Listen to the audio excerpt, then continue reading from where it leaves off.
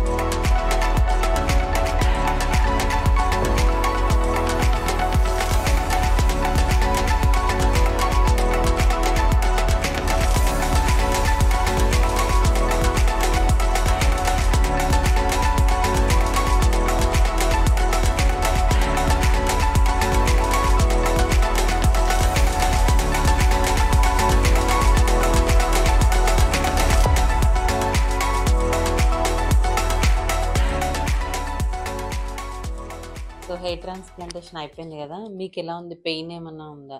చేసేటప్పుడు ఎక్కడన్నా ఇబ్బంది అనిపించిందా? అనెస్థీషియా టైం కానీ బాగానే ఉంది. ఓకే. సో హెయిర్ లైన్ అంతా పర్ఫెక్ట్గా వచ్చిందా? చూసుకున్నారు కదా? Yeah, okay. So hair transplantation చేసిన తర్వాత మనకి 6 to 9 monthsలో మంచి రిజల్ట్స్ అనేవి చూడొచ్చు. సో హెయిర్ ట్రాన్స్ప్లాంటేషన్లో మనం బ్యాక్లో స్టార్టింగ్లో చూసాం కదా డోనర్ ఏరియా, అక్కడ నుంచి హెయిర్ అనేది తీసుకొని ఇక్కడ ఇంప్లాంట్ చేయడం జరిగింది.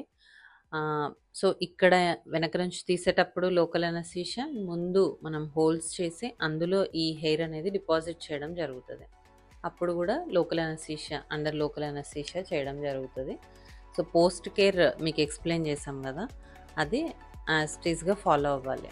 అంటే రెగ్యులర్గా స్ప్రే చేసుకోవడము, normal saline spray, 3rd day నుంచి బేబీ షాంపూతో వాష్ చేసుకోవడము, అట్లా చేసిన తర్వాత 15 days తర్వాత నుంచి మినాక్సిడిల్ స్టార్ట్ చేయాలి. మీకు అంతా ఎక్స్ప్లెయిన్ చేసాం కదా, same as it is follow అవ్వాలి. అండ్ డైట్ ప్రాపర్గా తీసుకోవాలి, మంచి హెల్దీ అండ్ ప్రోటీన్ డైట్. ఓకేనా?